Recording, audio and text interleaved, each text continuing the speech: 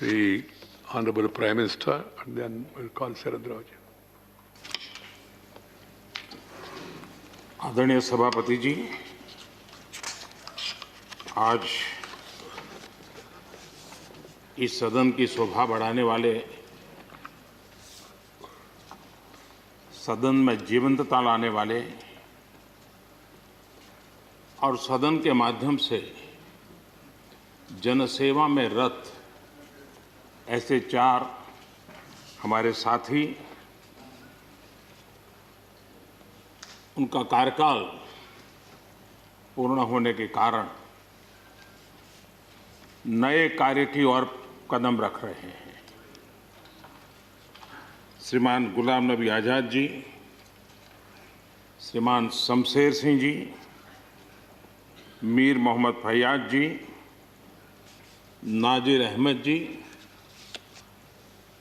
मैं आप चारों महानुभावों को इस सदन की शोभा बढ़ाने के लिए, आपके अनुभव का, आपके ज्ञान का सदन को और देश को लाभ देने के लिए और अपने क्षेत्र की समस्याओं का समाधान के लिए आपने जो कुछ भी योगदान किया है, उसके लिए मैं सबसे पहले तो आपका धन्यवाद करता हूं।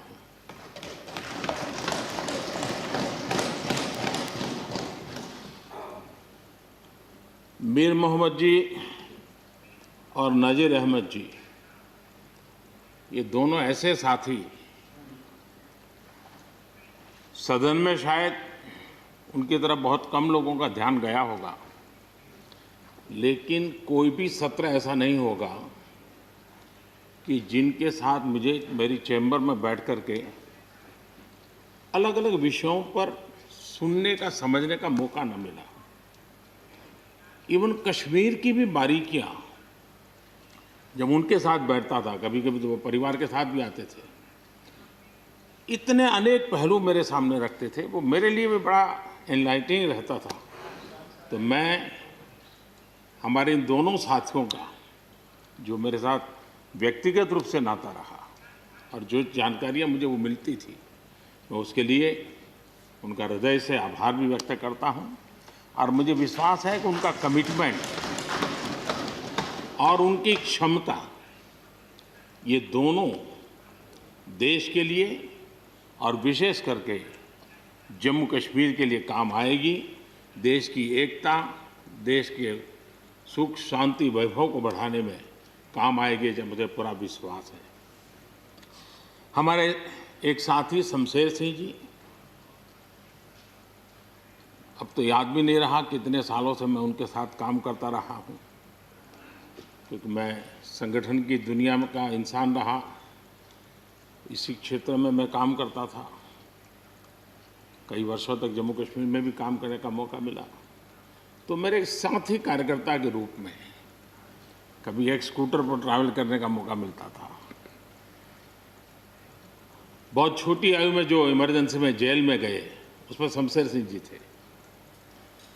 और इस सदन में शमशेर सिंह जी की उपस्थिति 96% है। ये अपने आप में, यानी जो दायित्व जनता ने उनको दिया, उसको बिल्कुल 100% निभाने का प्रयास। मृदुभाषी हैं, सरल हैं, और मुझे विश्वास है कि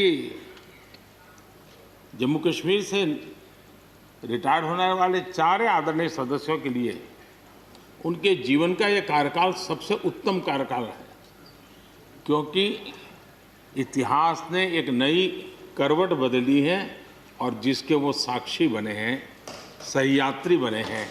ये उनके जीवन की बहुत बड़ी घटना है। श्रीमान गुलाम नबी जी, मुझे चिंता इस बात की है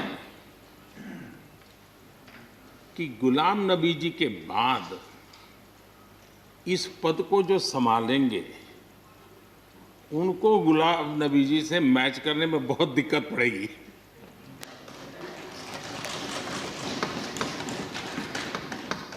क्योंकि गुलाम नबी जी अपने दल की चिंता करते थे, लेकिन देश की और सदन की भी उतनी ही चिंता करते थे। ये छोटी बात नहीं है जी, ये बहुत बड़ी बात है जी। वरना अपोजिशन के लीडर के रूप में अपना दबदबा पैदा करना, ये सब मोह किसी को भी हो सकता है, लेकिन उन्होंने सदन से, मैं शरद पवार जी को भी इसी कैटेगरी में रखता हूं, वे सदन की और देश की चिंता को प्रायोरिटी देने वाले नेताओं में से रहे। गुलाम नबी जी ने बखूबी इस काम को निभाया है। मुझे याद है इस कोरोना काल में मैं एक फ्लोर लीडर्स की मीटिंग कर रहा था, तो उसी दिन गुलाम नबी जी का फोन आया। तो मोदी जी, ये तो ठीक है आप करते हैं, लेकिन आप एक काम कीजिए, सभी पार्टी लीडर्स की मीटिंग जरूर बुलाइए।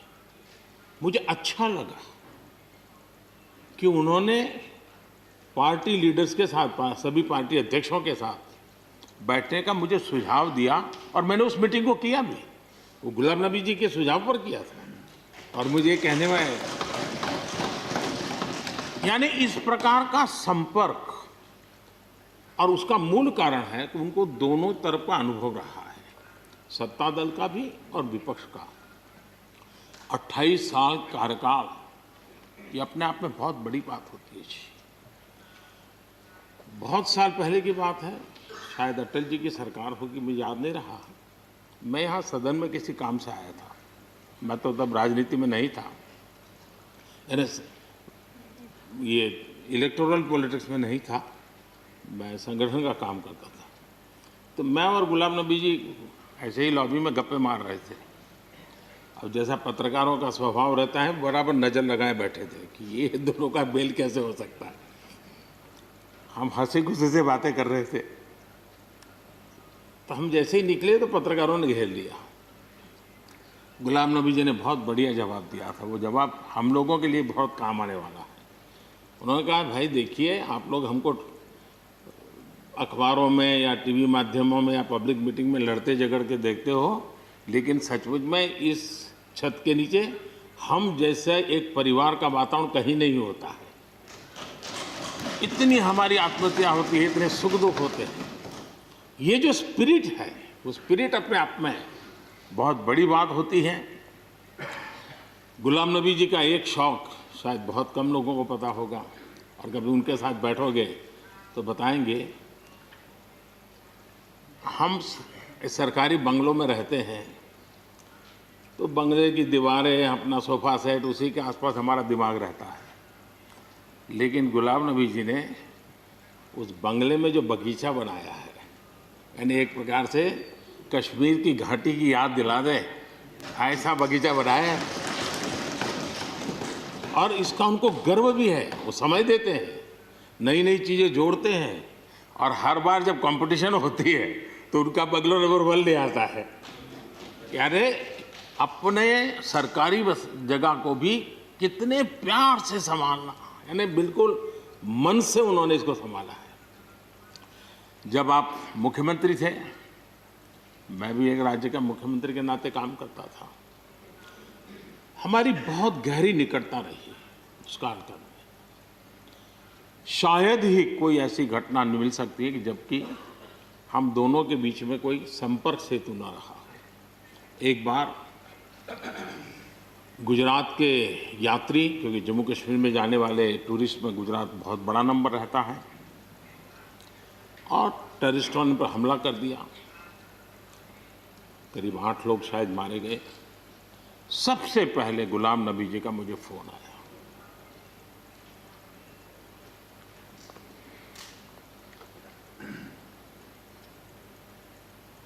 और वो फोन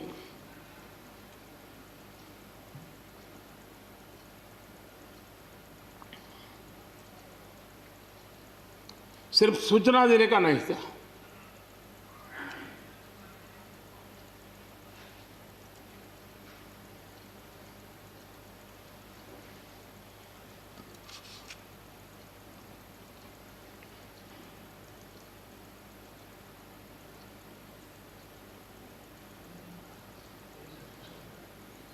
उनके आंसू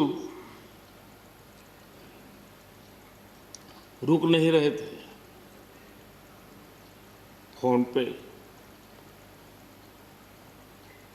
उस समय प्रणब मुखर्जी साहब डिफेंस मिनिस्टर थे।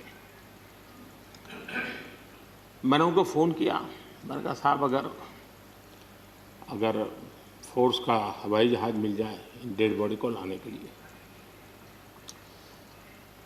रात देर हो गई थी। प्रणब मुखर्जी साहब ने कहा आप चिंता मत कीजिए, मैं करता हूँ व्यवस्था।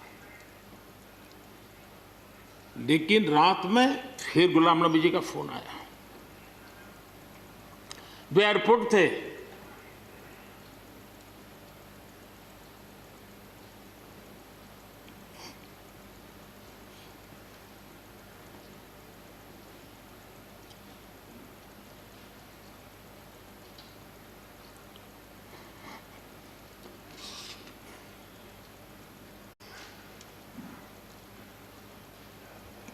एयरपोर्ट से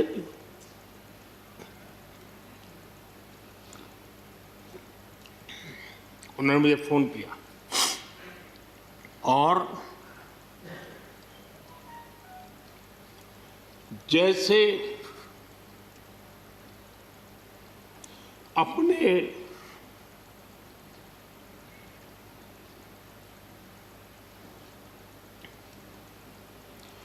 परिवार के सदस्य की चिंता करें,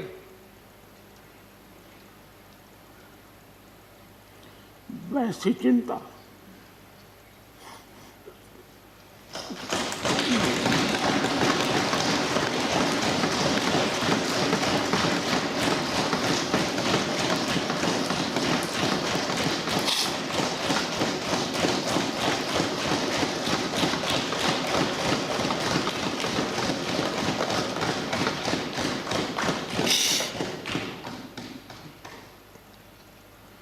पद, सत्ता जीवन में आती रहती,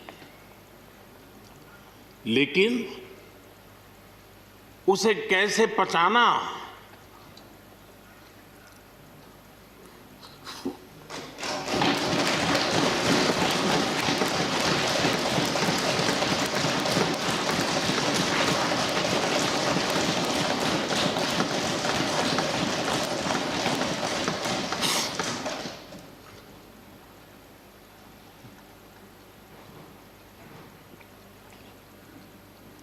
मेरे लिए बड़ा भावुक पल था।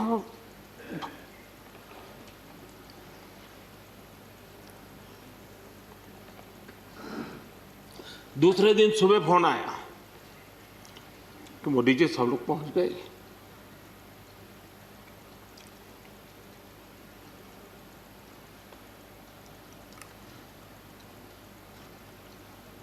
इसलिए एक मित्र के रूप में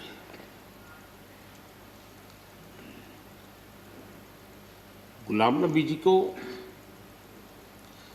घटना और अनुभव के आधार पर मैं आदर करता हूं।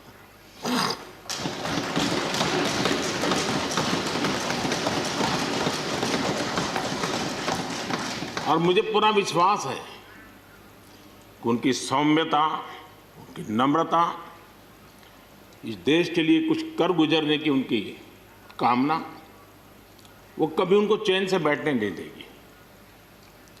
और मुझे विश्वास है कि जो भी दायित्व जहां भी वो संभालेंगे, वे जरूर वैल्यू एडिशन करेंगे, कंट्रीब्यूशन करेंगे और देश उनसे लाभान्वित होगा। ये सब मेरा पक्का विश्वास है। मैं फिर एक बार उनकी सेवाओं के लिए आदरपूर्वक धन्यवाद करता हूं और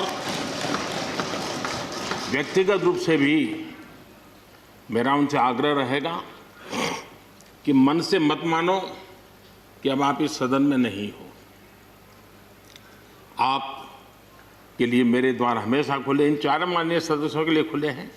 आपके विचार, आपके सुझाव, क्योंकि देश में सब बहुत ज़रूरी होता है। ये अनुभव बहुत काम आता है, मुझे मिलता रहेगा, ये अपेक्षा मैं रखता ही रहूँगा। आपको मैं निवृत्त होने नहीं दूंगा। फिर एक बार बहुत शुभकामनाएं, धन्यवाद।